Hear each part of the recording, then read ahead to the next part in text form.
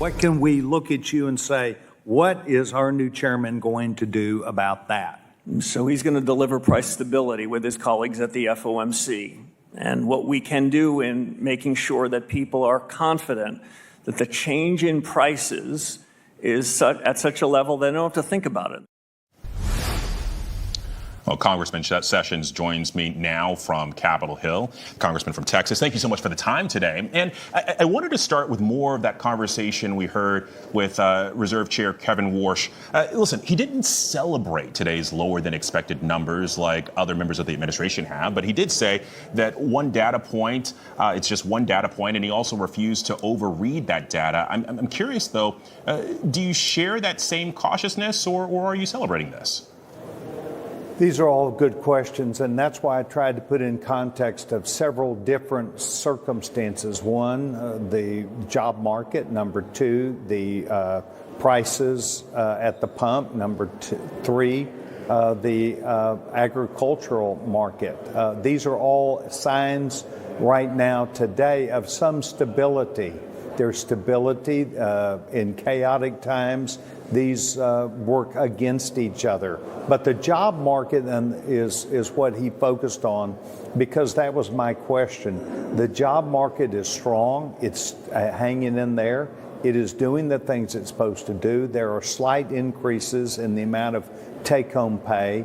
And while consumer spending is a bit soft and flat, he felt like that overall the balance was there. So my question to him was essentially his read of the marketplace, whether he was going to do something that to influence the changes that we presently have. Lastly, I think it's important to note the war started back up. I do recognize that this is still a very dangerous circumstance for us, and that when the war is going on, it means gas prices will probably remain high. Well, and it's not just gas prices that we've seen. I mean, there are economists that also talk about like that could be a driver of inflation as well. I'm curious your concerns on that front.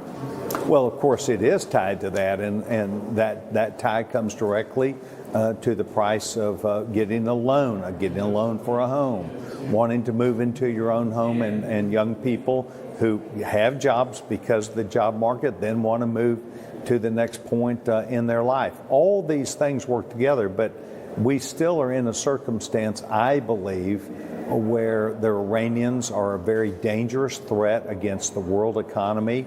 That is an entirely different circumstance. They are a threat to the United States, our allies.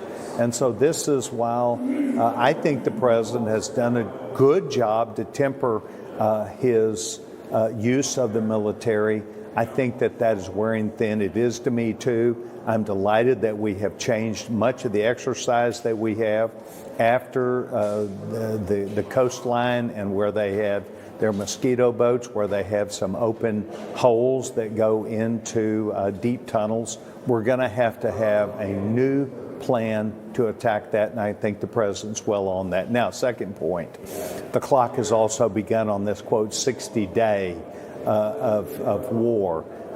We're going to have to, and the White House is going to have to make sure they have a clear plan that the American people understand why we are continuing, what this means, and why the president gains the support of the American people. That's why he's going to be on TV. I think he's going to sell the fight. Gotcha. Well, and so I want to bring up an interview that you had recently where, and I'm going to read for a second. You said you think the president has been very careful not to treat Tehran like it's Gaza, but I think that's going to start. You're going to see buildings tumble. You're going to see pressure being put on the regime. My question here is, because Israel has been criticized by much of the world for its military campaign in Gaza, is that what you're calling for in Iran? No, what I'm simply suggesting to you is the president has been very disciplined. His approach of trying to move, I would say, countermeasures as opposed to what Tehran has done. But the attempt was very sincere and honest about ending the war, finding a way that this could come to an end.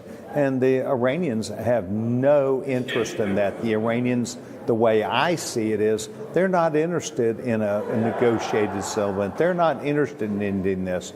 They want to continue as long as possible. And so that means that I do understand why the president would go to his next probably card in the deck, and that is to play hardball. I don't think we've played hardball. I think we're going to have to, because we've got now a plan in place that I think will be able to do that. You've talked about the messaging for the president coming up on Thursday, needing to explain to the American people the reason why this escalation has ramped up again against Iran. Have you talked with members of the administration, or are there details that you can share with us about Thursday? What I would say to you is that the answer is no. I have talked to people in and around the military about my expectations and their viewpoint about where we're going to head. We cannot continue down the same pace we are. We cannot continue doing the same things and expecting the same answers. We're going to have to find that we block the caves, where we destroy the boats, where we move forward to place pressure on Tehran, and the best way to do that, I think, is exactly what the president's doing now. When I talk about not doing necessarily the things that, or delaying what was done in Gaza, they went downtown, and they went downtown Gaza and fundamentally took it apart. As you'll recall, there was no giving there until it was over. We must find an answer to end this conflict, but I am not for giving, and I'm not for the Iranians becoming a powerhouse in the region through their own power and fanaticism. Understood. Congressman Sessions, thank you so much for your time today. You bet.